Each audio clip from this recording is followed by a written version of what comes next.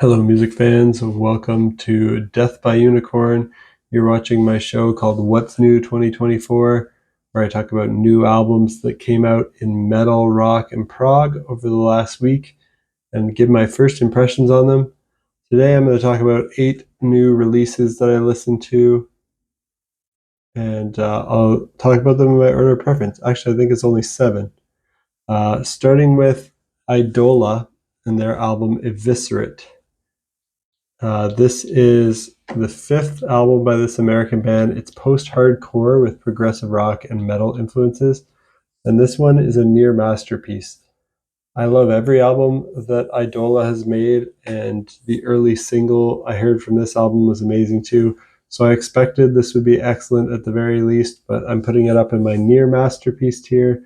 Lots of great singing and catchy vocal hooks with a bit of that emo style of vocals. Also some great harsh vocals and breakdowns. The breakdown in Fistful of Hornets is really awesome and dissonant. If you're a fan of bands like Protest the Hero, Hail the Sun, Dance Gavin Dance, I think you'll like this because it's in that category of fast guitar post-hardcore that I like.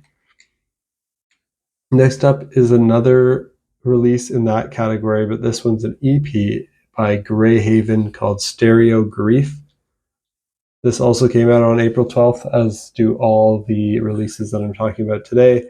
This is an American band, another post-hardcore band with progressive rock and metal influences, but this one also has a bit more of a southern rock influence in their sound.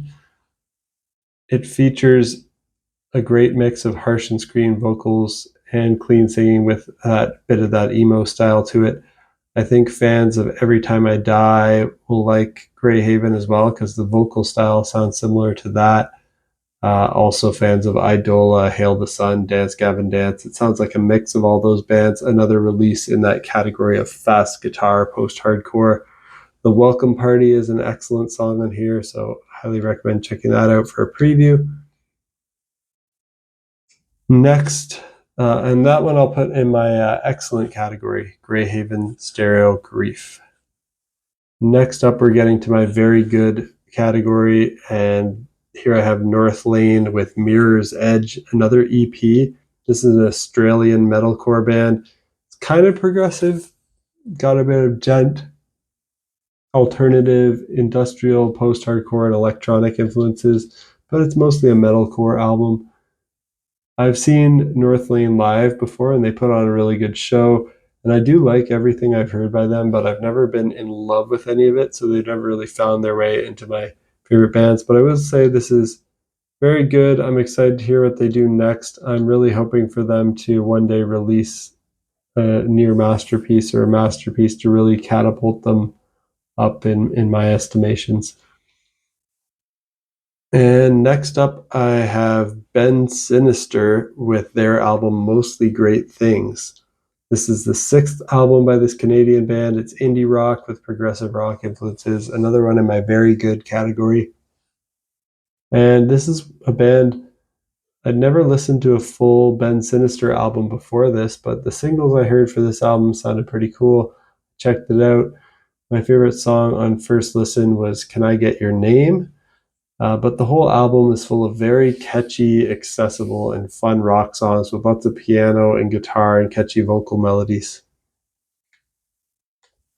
Next up, also in my very good category, I have Sleep Makes Waves with It's Here, but I Have No Names for It. This is the 5th album by this Australian band. It's instrumental post-rock with progressive rock and post-metal influences.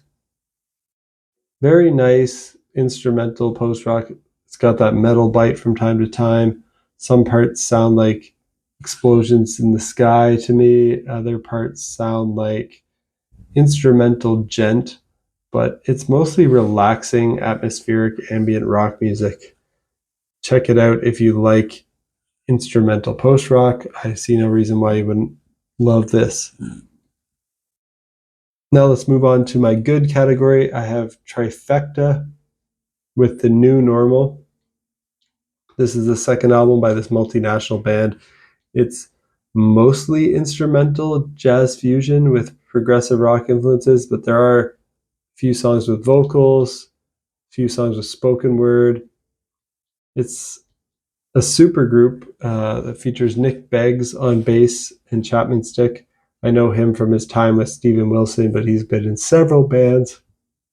Craig Blundell's on drums. He's toured with Steven Wilson and Steve Hackett and is also a member of Frost. And Adam Holzman on keyboards, who has performed with Miles Davis, Jen Getter, Steven Wilson, and more. If you're a fan of instrumental jazz fusion and you like how these guys sound when they play with Steven Wilson and others, I think you'll like this. It's a lot jazzier than their work with Steven Wilson. I like the 3 early singles I heard. 2 were instrumental, but 1 stupid pop song has vocals.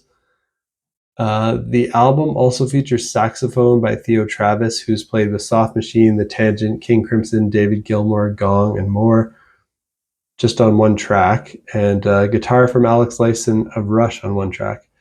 Now, there's several songs on here with vocals, and the vocals I found pretty weak, but the music and the performances of the instrumentalists are all great.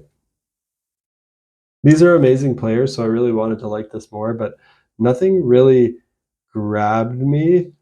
The solos were all good, but nothing really blew me away. The compositions were all good, but nothing really blew me away.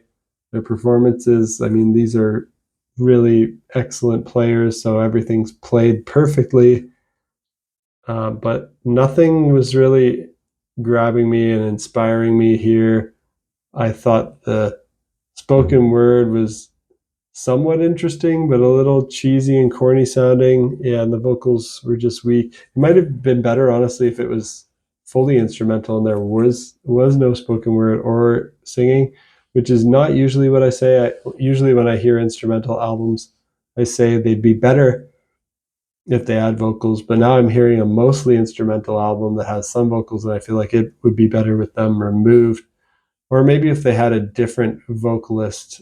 Like, I think if Steven Wilson sang on this, it could actually be elevated and would sound a lot better. I just don't think the vocal execution is here.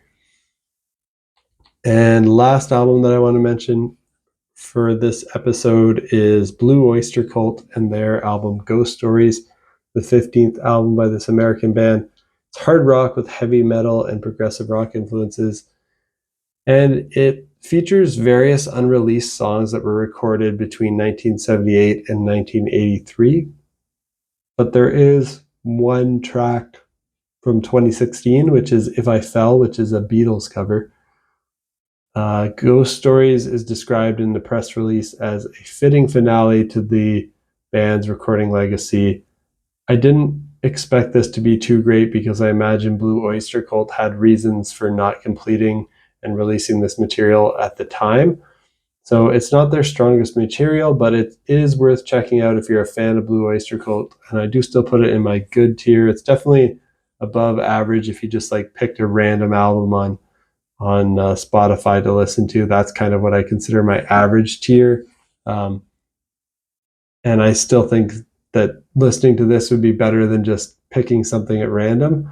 But it's not really that great. I don't think it's their strongest material. But yeah, check it out for fans of Blue Oyster Cult. That's called Ghost Stories. What do you think of these albums that I mentioned today? And is there anything else that came out recently that you are enjoying? Let me know down in the comments and stay tuned for next episode. Peace out.